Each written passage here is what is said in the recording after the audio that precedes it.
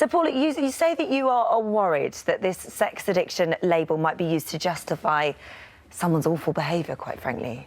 Yeah, absolutely. The vast majority of people who are struggling with sex addiction are not accused of things like this. That this kind of behaviour cannot be excused by sex addiction.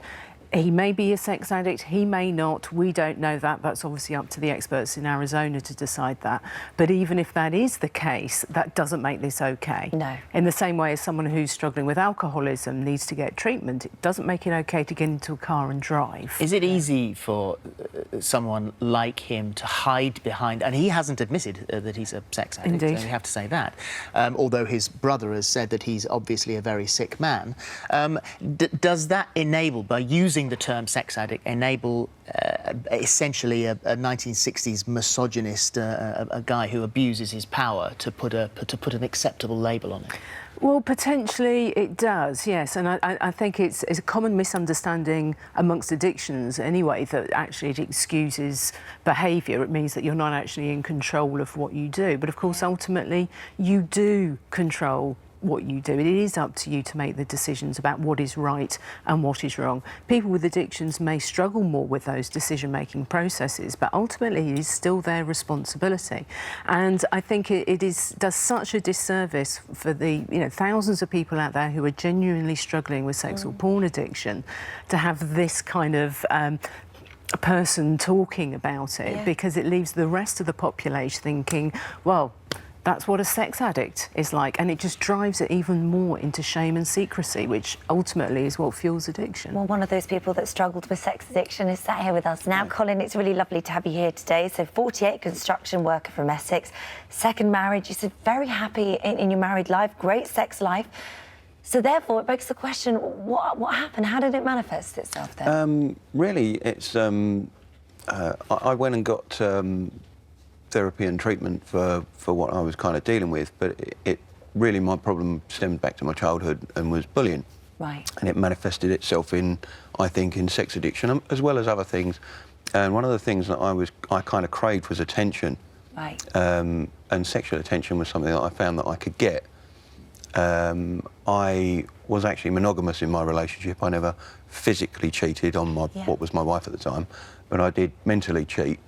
And that's really unacceptable. I wouldn't want it done to me. Yeah. And our sex life was good, but I still sought sort of more and more attention through,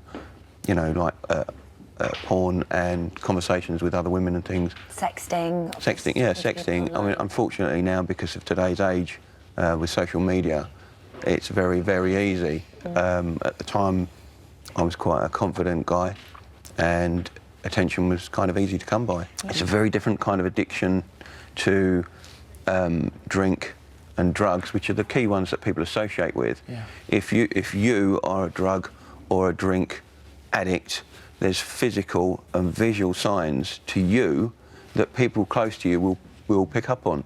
But almost similar to gambling addiction, sex addiction is very closeted, very inward and almost private, whereas it's something that you go behind closed doors and away from people to kind of... I mean, how do you control it then? Because you're in a new relationship. You say you're in a much happier place now, unlike drink and drugs, which is something you abstain from for the rest of your life.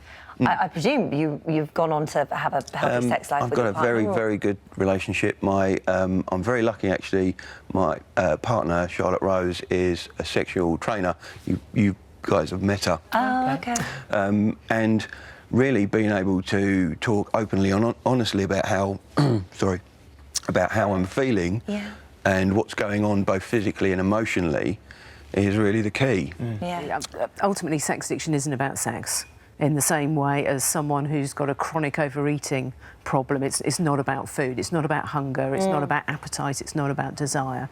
It's about having found that whatever the sexual behaviour is, has become a primary coping mechanism, has become a way of managing other problems in life. And like Colin, often they go back to childhood, often they're linked to issues that go a long way back. It's not about the sex, it's the function of the behaviour that defines it as an addiction, not the actual activity itself. And to bring this back to where our conversation started, Colin, something you said there, you set yourself parameters within it, that you weren't ever going to be physically unfaithful to your ex-partner.